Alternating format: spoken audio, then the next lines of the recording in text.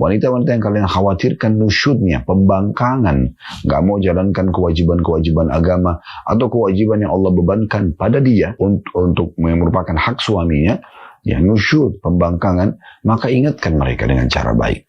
Kalau mereka menolak, boikot mereka diranjang, jangan gauli. Ya, kalau mereka menolak baru boleh dipukul. Pukulannya ini adalah solusi terakhir. Dan itu pun kata ulama, darbatun ghairu mubarrah. Pukulan yang tidak boleh berbekas. Dan Nabi SAW kasih gambaran. Jauhi wajah, jangan hina. Ya, bukan dengan ditonjok, dijambak. Enggak. Tapi pukulan, sebagian ulama memberikan gambaran bahkan dengan kayu siwak. Dan dipukulkan di tangannya atau jari kita. Ini enggak boleh. Ini dilarang. Itu pun kalau wanita yang sangat membangkang. Dan kata para ulama, lanjutan ayat perlu difahami. Fa'in ata'nakum fala tabghu 'alaihinna sabila. Kalau para istri sudah mentaatimu, maka jangan cari-cari kesalahannya.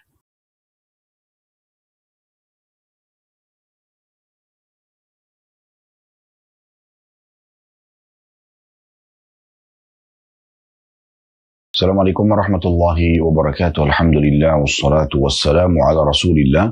Segala puji dan puja kehadirat Allah Subhanahu wa taala, juga salawat dan taslim kepada Nabi besar Muhammad sallallahu alaihi wa ala alihi wa sahbihi wasallam.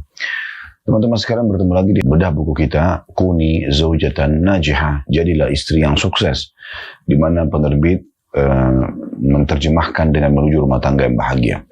Dan bab demi bab sudah berlalu bagaimana penulis Dr. Najlah Hafidahullah mengajarkan dan berbagi kepada kita semua, terutama pada setiap muslimah, tentang teori-teori agama bagaimana menuju rumah tangga yang bahagia, terutama bagi muslimah yang statusnya istri ataupun ibu, dan juga bagaimana menghadapi problematika kalaupun ada dan solusi-solusinya. Dan ini adalah bahasan-bahasan yang sangat menarik untuk dibedah tentunya. Dan pada kesempatan ini kita akan masuk ke salah satu pondasi dasar rumah tangga itu, yaitu bagaimana setiap dari pasutri, pasangan suami istri, baik suami ataupun istri, untuk memahami tugas utama dia atau kewajiban-kewajiban masing-masing dari keduanya. Dan kita akan bedah ini menjadi 2 kali pertemuan. Pertemuan pertama ini insya Allah akan membahas tentang masalah kewajiban suami, dan insya Allah di Kamis akan datang kita akan bahas kewajiban istri. Teman-teman sekalian, agar rumah tangga itu bisa stabil, usahakan kita fokus kepada apa yang diwajibkan kepada kita. Ibaratnya, rumah tangga itu sebuah perusahaan. Anda dan istri atau Anda dan suami, dua-duanya pegawai di perusahaan tersebut. Pemilik perusahaan itu adalah Sang Pencipta Allah Subhanahu wa taala. Allah sebagai pemilik perusahaan ini, tanda kutip ya di sini.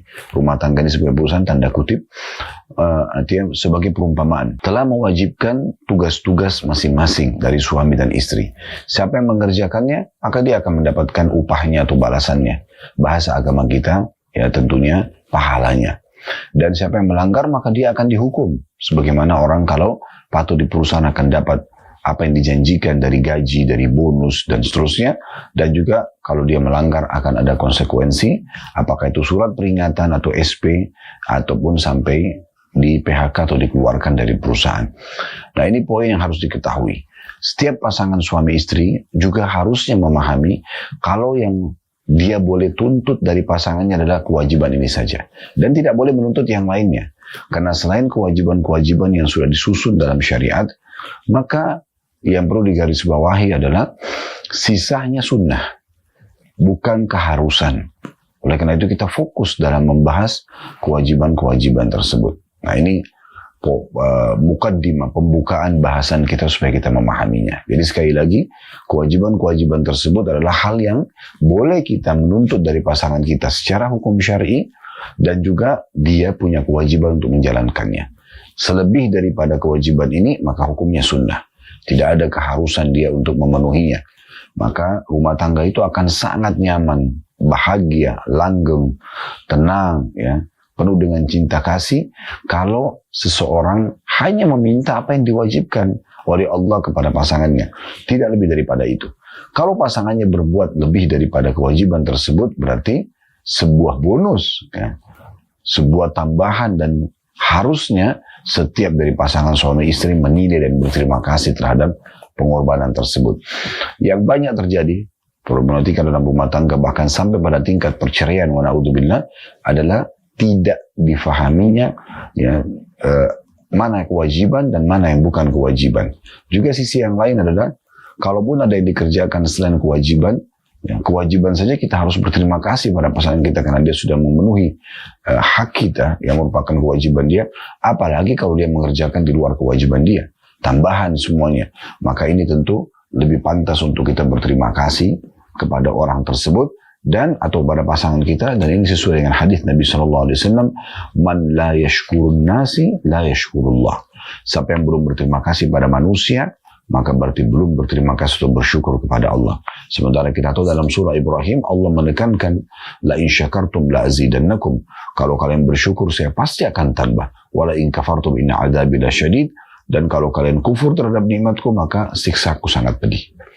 Baik teman-teman sekalian, kewajiban-kewajiban suami yang merupakan hak istri dimulai dari yang pertama, mu'asyarah bil ma'ruf, atau bergaul dengan cara yang baik dan santun. Istri Anda, wahai para suami, tidak pindah dari rumah orang tuanya yang penuh dengan kasih sayang, penuh dengan perhatian, ke rumah Anda, kecuali memang agar Anda muliakan dia. Kalau perlu, Anda harus memuliakan lebih daripada bagaimana orang tuanya memuliakannya, merawatnya, mendidiknya, melindunginya. Itu poin penting. Jadi harus kita fahami sebagai para suami, bagaimana sang istri ini, wanita yang kita pinang dan kita nikahi, dipindahkan sekarang ke dalam kehidupan kita, untuk memenuhi semua kebutuhan kita. Melayani biologis, melayani makanan, minuman, perawatan rumah, kalau sudah punya anak-anak, menjaga dan membesarkan anak-anak tersebut, ya, dan anak itu ternisbatkan kepada kita sebagai suami, maka ini harus dinilai, harus dimuliakan.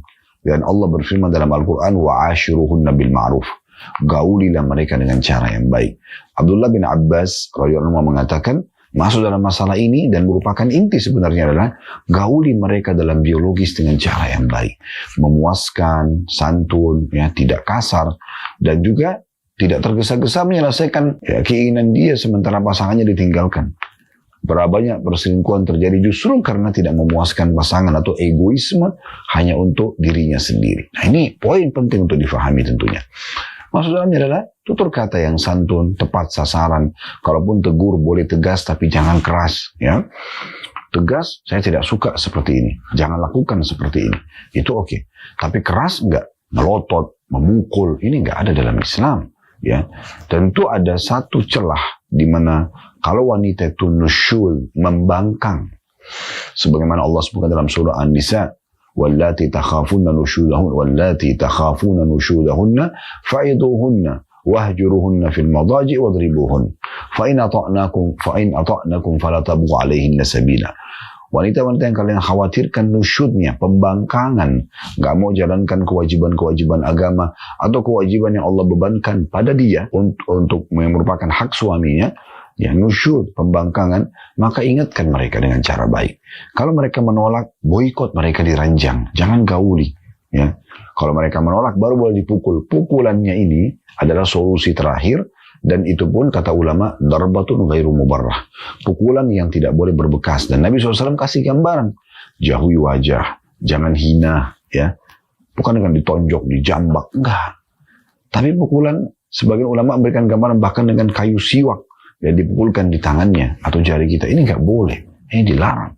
Itu pun kalau wanita yang sangat membangkang. Dan kata para ulama, lanjutan ayat perlu difahami, fa in ata'nakum fala tabghu 'alaihinna sabila. Kalau para istri sudah mentaatimu, maka jangan cari-cari kesalahannya, ya. Ini poin perlu digarisbawahi. Kemudian yang kedua, hak istri yang merupakan kewajiban suami adalah nafkah. Nafkah, penuhi kebutuhannya. Apa yang Anda makan, berikan makan istri. Apa yang Anda minum, berikan minum istri, ya. Buat dia di rumah merasa nyaman. Kebutuhan orang salah satunya adalah makanan dan minuman. Berikan dia makanan dan minuman. Penuhi kulkas, ya. Mungkin stok lah, ya, stok makanan. Kalau kita sekarang stok bulanan, beras, gula, minyak goreng, apa saja yang dibutuhkan. Kalau Anda tidak bisa membeli secara langsung, Anda titipkan uang kepada dia, biarin dia belanja bulanan misalnya. Itu jauh lebih simpel, gitu kan. maka berikan makanan, minuman, pakaian yang layak, gitu ya. Tempat tinggal dan transportasi. Ini semua masuk dalam masalah nafkah. Semampu suami tentunya. Anda mampu membeli makanan 1 bungkus nasi uduk, ya 1 bungkus nasi uduk. Itu kemampuan Anda, ya udah makan berdua. Gitu ya. Minum, pakaian, tempat tinggal juga sama transportasi semampunya. Kalau Anda cuma baru bisa kos-kosan, kos-kosan. Kontrak-kontrak. Anda bisa beli rumah kecil, beli. Anda bisa beli rumah besar, beli rumah besar. Kendaraan. Kalau Anda cuma masih bisa sekarang membayarkan transportasi umum, bayarkan transportasi umum. Kalau dia harus pergi ke tempat-tempat yang memang harus dia pergi. Ke pasar misalnya belanja, silaturahim keluarganya, ke rumah sakit misalnya, ke dokter, ke majelis taklim misalnya, menuntut ilmu. Ya, di sini Anda bisa memberikan dari bulanan itu dia bisa pakai sebagai biaya tersebut misalnya. Ya. Anda mampu beli kendaraan motor, beli motor. Anda mampu beli mobil, tidak ada masalah. Yang penting jangan berlebihan dan harus dari sumber yang halal. Kalau Anda bengkalikan ini kembali kepada hadis Nabi SAW. Kafa lil mari ithman ayyudayya ma yakutu. Sungguh sangat berat hukuman Allah kepada siapapun yang membengkalikan apa yang telah diwajibkan dia untuk menafkahinya. Jadi seorang suami pada istri, ya, orang tua pada anak misalnya. Ini tidak boleh dilalaikan. Ini penting untuk digarisbawahi, ya. Dan Nabi SAW mengatakan sungguhnya para istri memiliki hak dari kalian, yaitu kalian memberikan mereka makanan, minuman, dan pakaian yang terbaik. Juga para suami kalau mengeluarkan harta untuk istrinya, tentu tidak perlu berlebihan, tapi apa yang dia keluarkan itu adalah sedekah yang paling afdal. Sebagaimana dalam hadis Muslim, kata Nabi SAW, dinar yang kalian keluarkan untuk fakir miskin, dinar yang kalian keluarkan untuk bebasan budak, dinar yang kalian keluarkan untuk jihad jalan Allah, dan dinar yang kalian berikan untuk keluarga kalian jauh lebih afdal, lebih besar pahalanya. Ya. Yang ketiga, hak biologis, penuhi biologisnya. Seorang suami harus bisa mengenal karakter wanita. Di saat dia sudah dandan, dia sudah bersih, dia sudah wangi. Isyarat. Isyaratnya untuk apa? Untuk dibiarkan? Enggak. Untuk Anda datang gauli dia. Gitu kan? Dan menggauli istri ini, memang istri datangkan untuk digauli. Salah satunya itu kan, untuk interaksi biologis. Orang menikah untuk interaksi biologis. Itu hak yang harus kita penuhi. Tentu sesuai dengan kemampuan. Tapi kalau kita lihat bagaimana besarnya pahala biologis dalam Islam, harusnya seorang muslim tidak menyia-nyiakannya. Selain mendapatkan kenikmatan dunia, terpenuhi kebutuhan biologis dia sehingga tidak lagi terjerumus dalam perzinahan dan pelanggaran di luar sana. Semoga Allah jaga kita semua tentunya. Kemudian juga dia mendapatkan pahala. Pada saat orang sahabat-sahabat miskin datang kepada Nabi SAW mengatakan, ya Rasulullah, sahabat-sahabat kami yang kaya mendahului pahala-pahala kami. Karena kami sholat, mereka sholat, kami puasa, mereka puasa, tapi mereka punya kelebihan harta. Yang harta itu mereka infakkan dan kami tidak memiliki itu. Maka kata Nabi SAW, Allah telah memberikan untuk kalian banyak sekali peluang untuk bisa mendapatkan pahala yang mengimbangi daripada sedekah mereka. Sampai kata Nabi SAW, di kemaluan kalian sendiri itu ada sedekah. Kata para sahabat, ya Rasulullah, kami gauli istri kami. Lalu kami juga dapat pahala. Kata Nabi SAW, kalau kalian letakkan pada yang haram, zina, dapat dosa nggak? Tentu sahabat nggak butuh jawab, jelas di sini tanda tanyanya. Tentu zina itu dosa besar, gitu kan? Masuk dalam 7 induk dosa besar. Maka kata Nabi SAW, begitu juga kalau kalian letakkan pada yang halal. Makanya syaitan selalu membuat agar tidak terjadi interaksi biologis itu. Ada saja pertengkaran-pertengkaran yang dimunculkan oleh syaitan, yang uniknya seringkali suami istri mengikuti alur pertengkaran itu, sehingga menjadi membesar, ya, mengikuti bisikan syaitan, membawa dirinya di arus egoisme, emosional, ya, akhirnya membuat marah-marahan, ya, musuhan 2 hari, 3 hari, 1 minggu, nggak terjadi interaksi biologis. Padahal ini adalah sesuatu yang sangat indah. Pelampiasan biologis, kebutuhan dasar, mirip dengan orang makan dan minum. Begitu juga dengan dia akan dapat pahala. Berapa banyak orang yang menyia-nyiakan kesempatan pahala ini. Dan ini hak pasangan kita. Nanti juga akan kita singgung gitu ya. Di kewajiban istri sama, memenuhi kebutuhan biologis suami. Ya.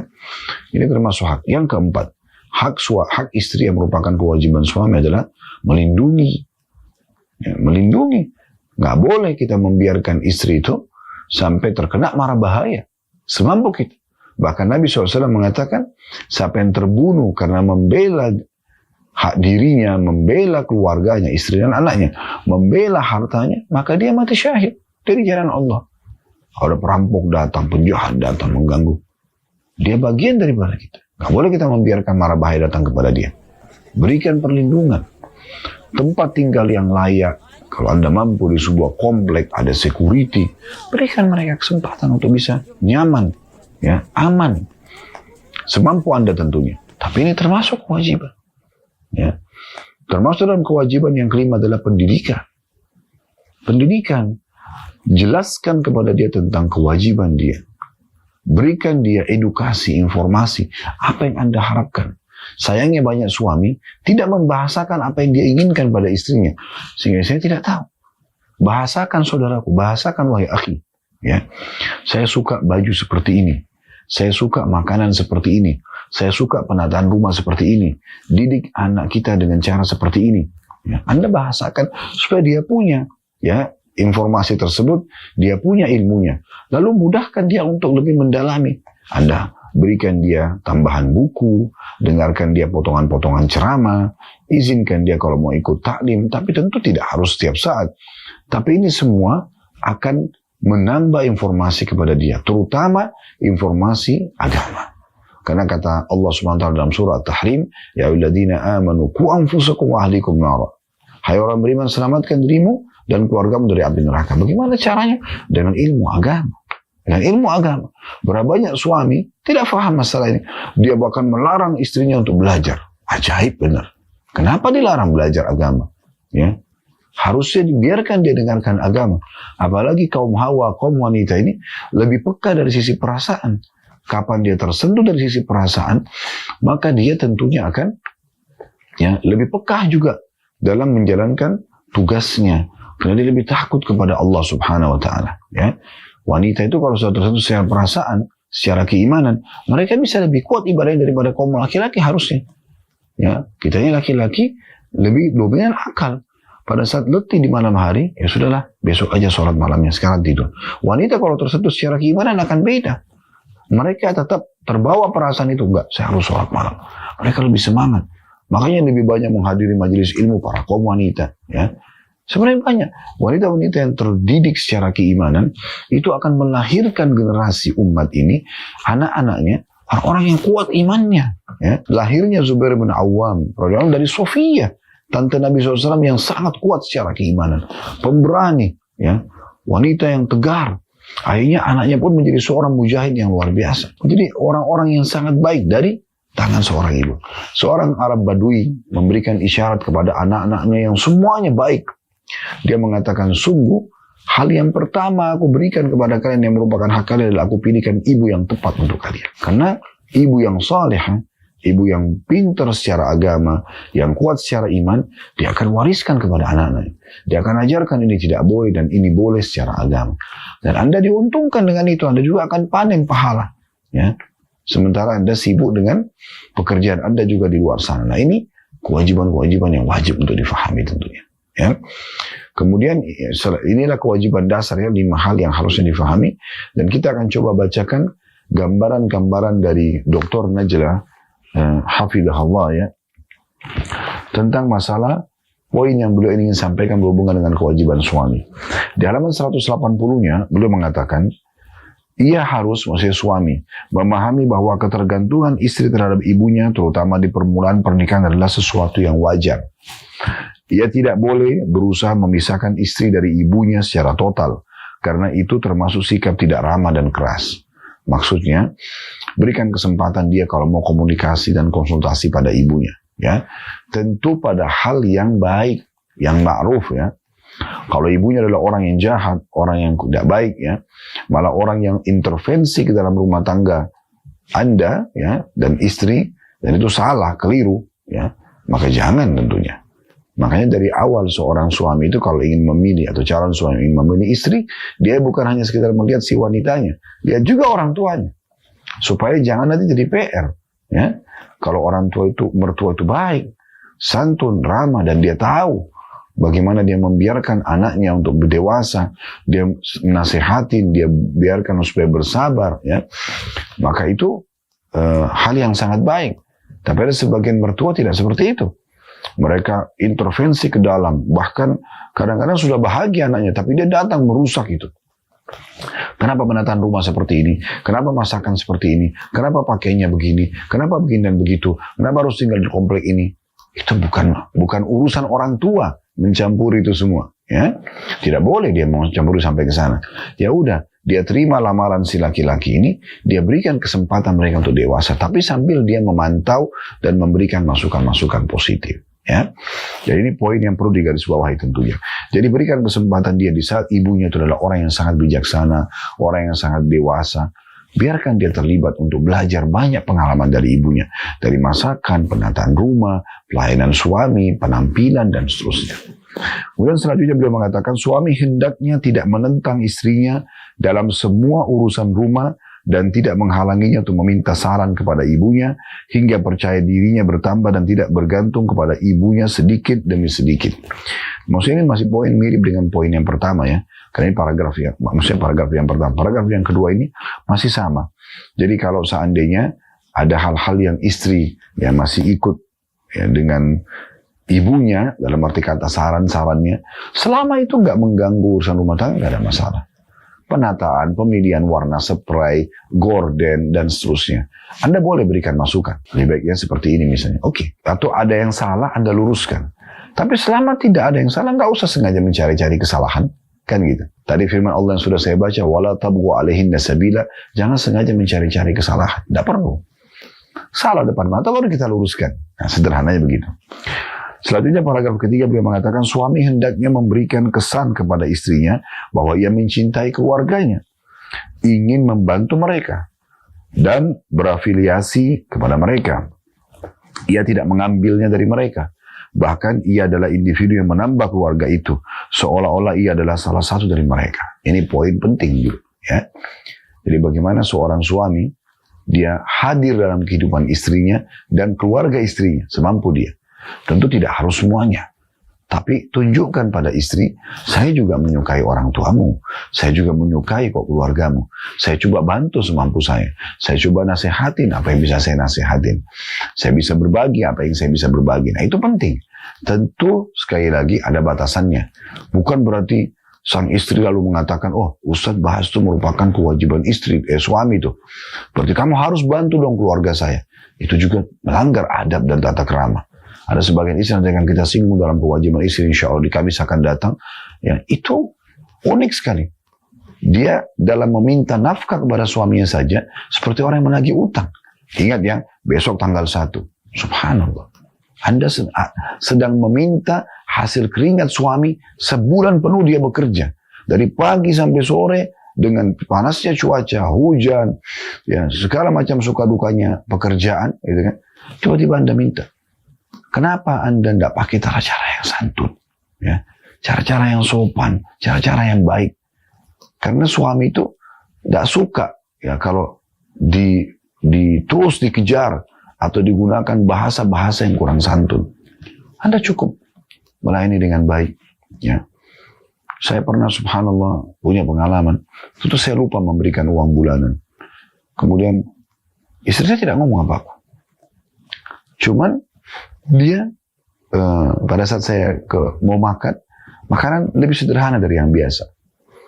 Terus saya sempat tanya, oh hari ini gak sempat masak. Dia cuma senyum saja. Terus tiba-tiba saya langsung teringat gitu. Oh ini sudah tanggal 1 atau tanggal 2 waktu itu lewat kalau tidak salah. Rupanya saya yang terlambat untuk memberikan. Saya minta maaf, kemudian saya transferkan uangnya. Gitu. Sebenarnya dengan isyarat saya sudah cukup gitu kan. Dan itu akhirnya membuat, oh mungkin saya salah nih, kita jadi muhasabah introspeksi. Ya, jadi seperti itu. Baik, di sini bagaimana suami bisa masuk dalam kehidupan istri tersebut untuk kebutuhannya semampu dia dan juga keluarganya. Paragraf yang keempat dikatakan oleh beliau, suami yang bijaksana adalah suami yang memberikan cinta dan penghormatan kepada istrinya. Ia tidak menunjukkan kekesalan apapun terhadap istrinya di depan keluarganya. Bahkan ia semakin memperhatikannya di hadapan mereka. Maka hal itu memaksa mereka untuk menghargai istrinya. Maksudnya, ini masih berhubungan dengan keluarga istri ya. Jadi pada saat keluarga istri datang, dia tidak membentak-bentak istrinya. Dia memuliakan istrinya. Dia menunjukkan kalau dia menyayangi istrinya. Ya. Tapi teman-teman sekalian, rumah tangga itu sebenarnya harusnya penuh dengan kasih sayang, loyalitas dan royalitas. Ya. Apa manfaatnya orang menikah kalau hanya ribut aja kerjanya, hanya saling menyadari kesalahan saja, hanya saling menuntut saja. Ya. Baik pasangan ataupun keluarga pasangan, apa manfaatnya? Kenapa Anda tidak rangkul pasangan, tidak memuaskan dan membahagiakan dia? Begitu juga dengan keluarganya, selama Anda mampu. Toh itu juga amal soleh dalam Islam. Ya.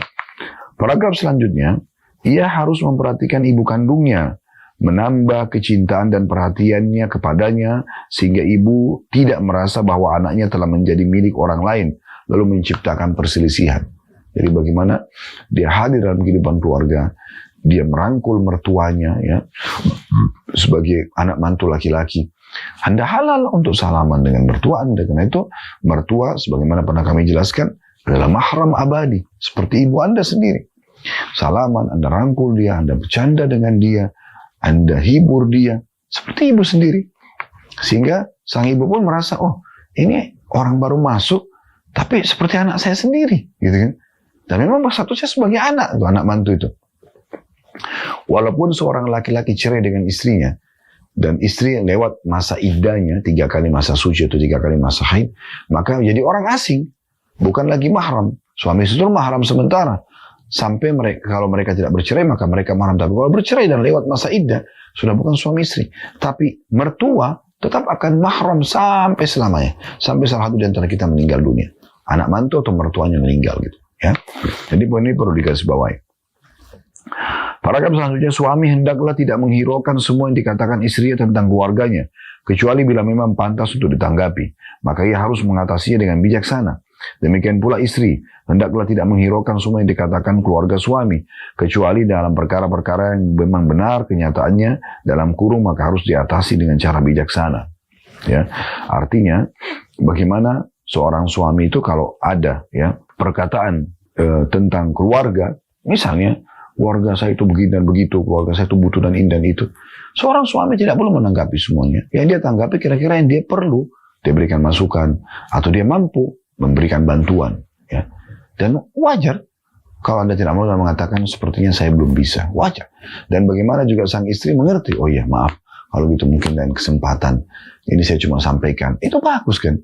Ya udah selesai. Jangan jadikan beban. Jangan, masa nggak bisa bantu ibu saya sih? Masa nggak bisa bantu ayah saya sih? Masa nggak bisa bantu paman dan tante saya sih?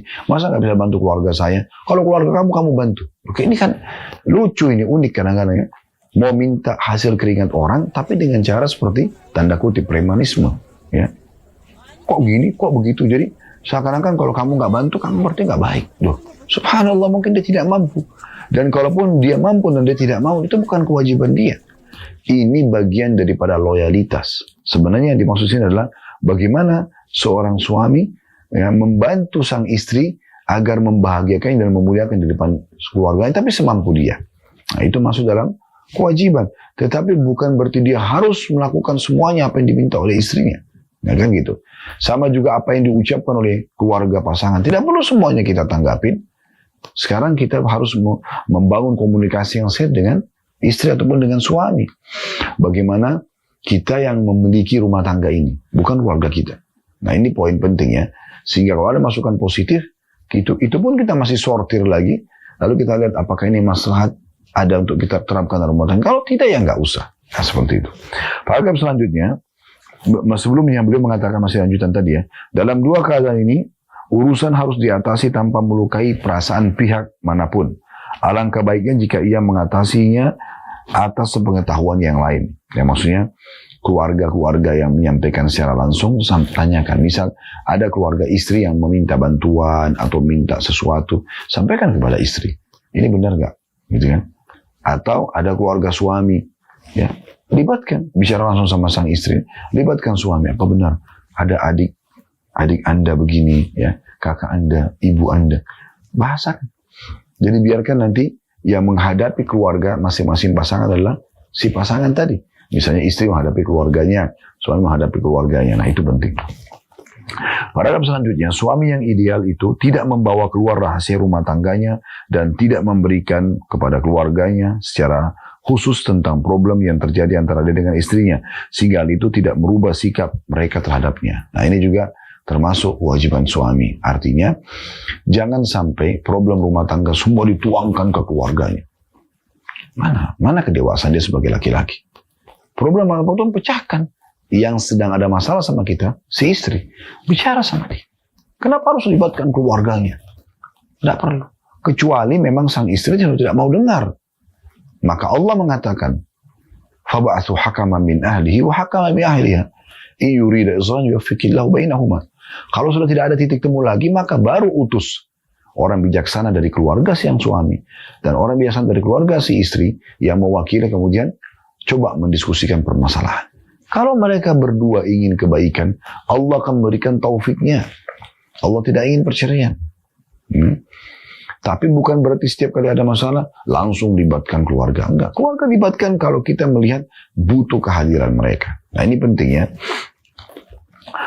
Juga dalam masalah yang lain, bukan paragraf selanjutnya, bukan termasuk akhlak suami muslim menghina istri dan mencelanya lantaran keluarganya. Ya, jika mereka lebih rendah darinya dan keluarganya secara strata pendidikan, sosial, dan atau lainnya, selama ia telah memilihnya dengan kemauannya sendiri, maka ia tidak boleh membicarakan perkara-perkara tersebut. Suami yang melakukan hal itu berarti ia melakukan dosa besar. Ya, Rasulullah SAW bersabda, "Bihasbi imri'in min syarr ay yahkira akhahu muslim." Cukuplah ya seseorang itu dihitung berbuat buruk bila dia merendahkan saudaranya sama muslim. Hadis ini riwayat Bukhari.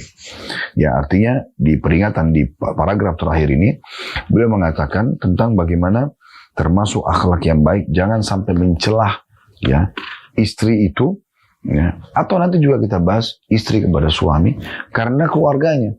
Itu adikmu, itu ibumu, itu ayahmu, buat begini dan begitu. Itu bukan termasuk adab. Ya, tidak boleh.